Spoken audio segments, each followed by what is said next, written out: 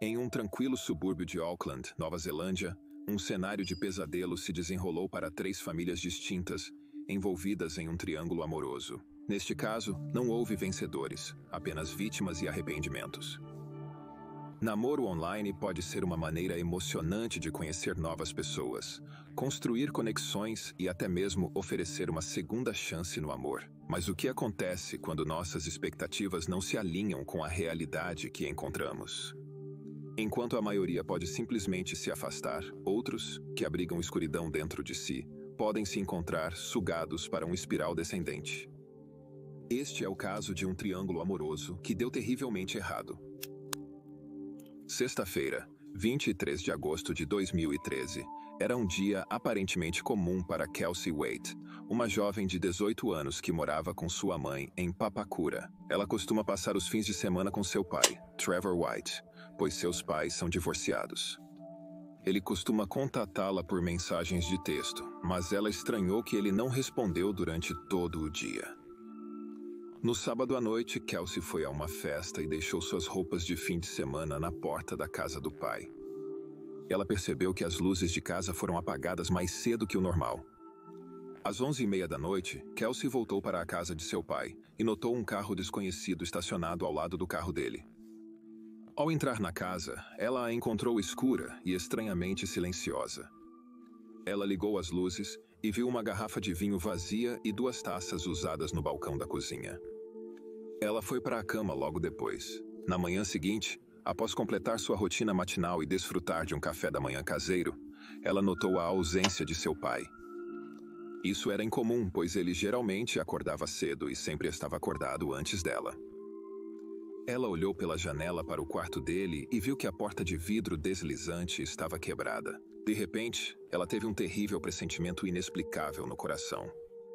Preocupada, ela foi até o quarto dele.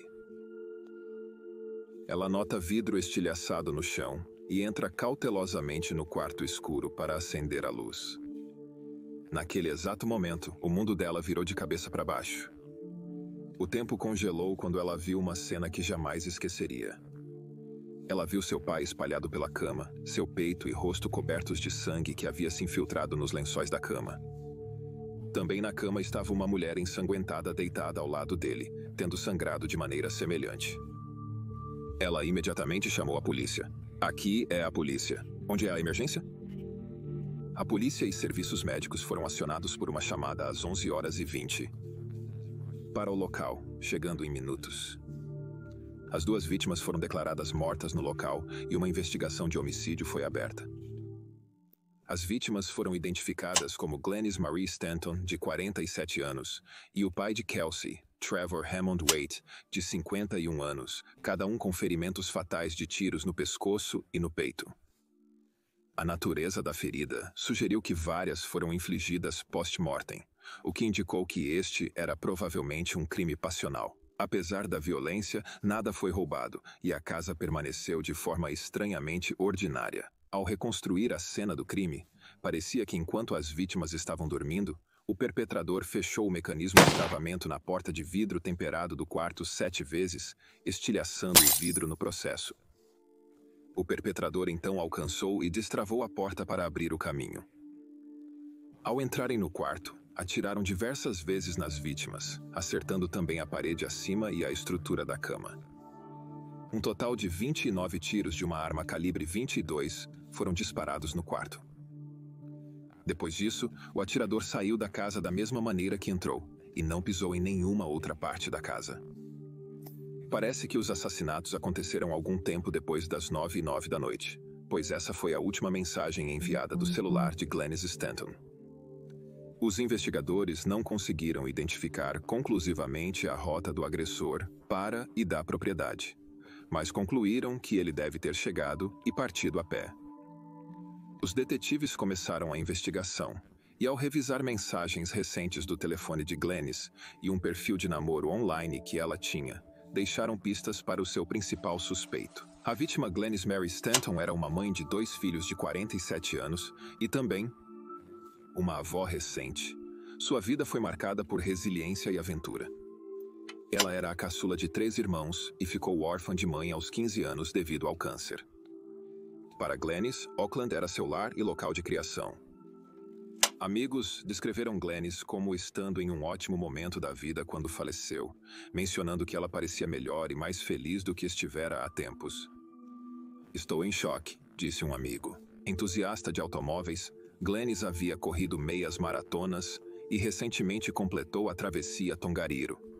Apesar de seu estilo de vida ativo, ela se mantinha conectada à sua família, e eles eram muito próximos. Ela era a divorciada que estava aproveitando ao máximo a vida. Glennis amava a vida.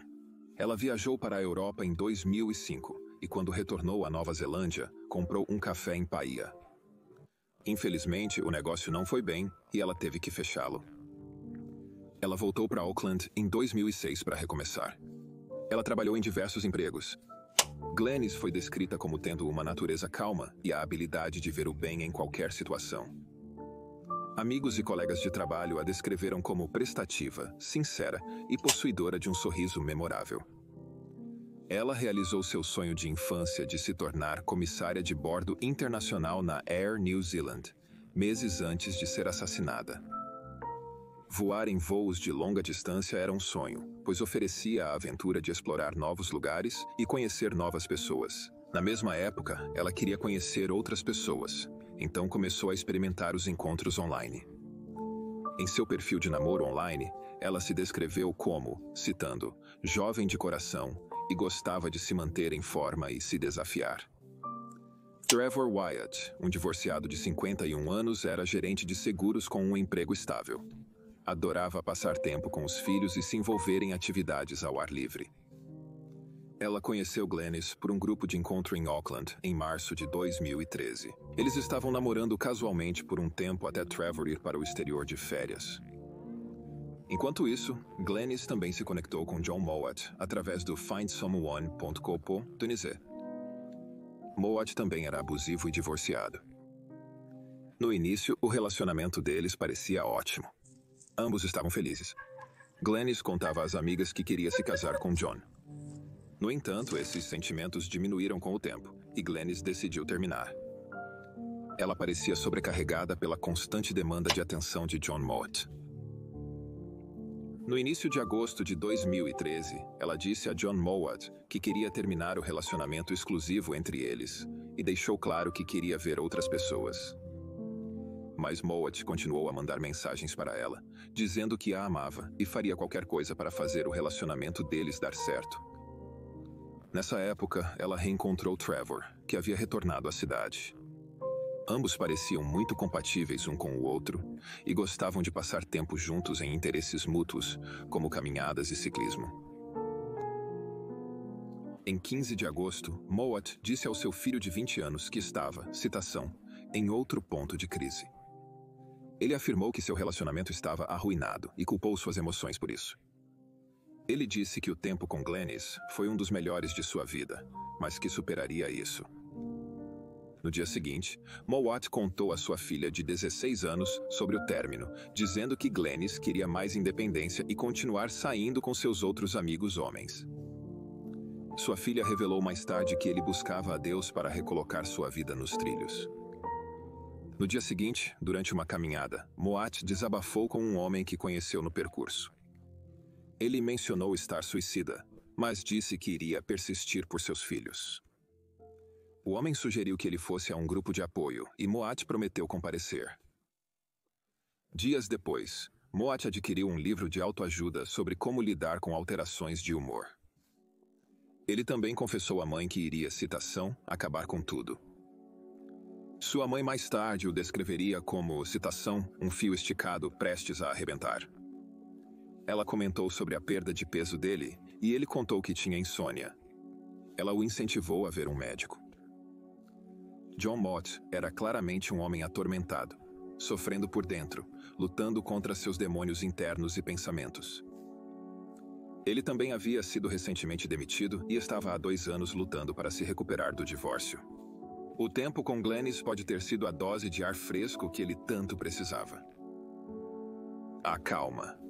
Antes da tempestade, 19 de agosto de 2013, Glenys e John jantaram juntos e passaram a noite na casa dela.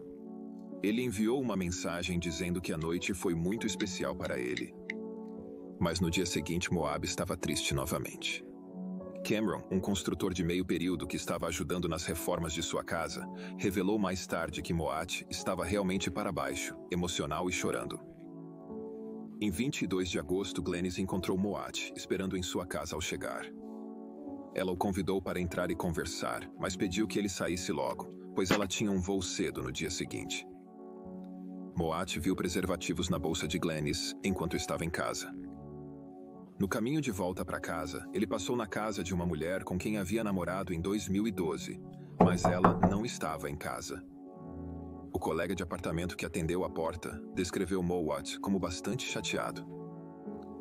No dia 23 de agosto, um dia após os assassinatos, Moat contou aos seus amigos, filha e senhoria, sobre os preservativos que encontrou na bolsa de Glenys. Ele estava choroso, frágil e mal conseguia se manter unido, mas parecia, citando, resignado ao fato de que Glenys não queria mais ser sua namorada exclusiva. Às 5 da tarde, Moat disse a Cameron, o construtor, que Glenys o havia convidado para jantar em sua casa. No entanto, não há evidências de tal chamada ou mensagem registrada. Glenys e Moat trocaram mensagens de texto no dia, mas sem convite ou intenção de se encontrarem. Na noite do crime, Moat planejou cuidadosamente seus atos. Ele deixou seu celular em casa de propósito, provavelmente para evitar ser rastreado. Ele então foi para a casa de Trevor, armado com uma arma semiautomática de calibre 22. Depois de seu ataque violento, Moat retornou para casa. Na manhã seguinte, sua senhoria o viu e o descreveu como aparentemente incomumente quieto. A caçada humana. Após os assassinatos, a polícia tentou, sem sucesso, contatar Moat. Terça-feira, 27 de agosto. Para entrar em contato com Moat, a polícia contatou um dos amigos de Moat, também chamado John. John tentou ligar várias vezes para Moat em seu celular, sem sucesso. Moat retornou a ligação às 22 horas, dizendo que carregava armas de fogo, estava ao norte de Auckland e tinha ido para o mato. John o informou que muitos o procuravam, inclusive a polícia. Moat respondeu: "Acho que você sabe por quê." Naquela noite, Moat contatou sua filha, que havia perguntado em mensagens anteriores se ele estava bem. Ele finalmente respondeu: "Não estou bem, querida", com um emoji de rosto triste. 20 minutos após falar com John, ele conversou com seu filho, que tentou ligar para ele várias vezes ao longo do dia. Ele disse a ele que estava, citação, preso em uma floresta, em um lugar escuro emocionalmente, e tinha estado sozinho nos últimos 2 anos, o que o levou a tomar algumas decisões muito ruins. Seu filho perguntou a ele sobre Glenys. Moat disse, citação, coisas escuras e bagunçadas. Ele então pediu ao filho para cuidar da irmã e desligou. Nesse período, a polícia triangulou sua localização. Seu veículo foi visto subindo a floresta de Woodhill e estacionado. O Esquadrão de Ofensores Armados, Agrupamento de Operações Especiais, um grupo de táticas especiais e um helicóptero Eagle foram mobilizados pela polícia. Eles precisavam localizar Moat logo, pois ele era considerado armado e perigoso. A tripulação do Eagle usou tecnologia infravermelha para localizá-lo por volta das 23h25 da noite. Em 20 minutos, o esquadrão de defensores armados se concentrou em sua posição. O plano era contê-lo em uma área para que um negociador de crises profissional pudesse contatá-lo por telefone. Ele parecia não estar ciente da proximidade deles, pois chegaram a cerca de 100 metros dele. Por volta da meia-noite, ouviram um tiro e, ao se aproximarem, encontraram seu corpo com um único ferimento de bala na cabeça e um rifle ao lado. Moat tirou a própria vida. Dualidade da natureza humana. Deve-se notar que as consequências devastadoras de problemas de saúde mental não verificados provavelmente foram a causa de tal tragédia. John Moat não controlava suas emoções e culpava os outros por sua infelicidade. Deixou suas emoções negativas como o ciúme tomar conta dele, levando a uma tragédia multifamiliar por causa de uma má decisão. Em relação às dificuldades que ele enfrentou, bem, Glennis também enfrentou dificuldades em sua vida, perdendo sua mãe para o câncer na impressionável idade de 15 anos, passando por uma empreitada comercial fracassada e mais. Contudo, sua positividade tornou possível se recuperar e realizar seu sonho de ser comissária de bordo aos 47 anos. Esses são dois resultados opostos de pessoas que sofrem dor, mas a enfrentaram de formas muito distintas. Talvez a lição não seja evitar dificuldades, mas aprender a abordá-las positivamente. Há luz no fim do túnel, mas devemos estar dispostos a fazer o trabalho.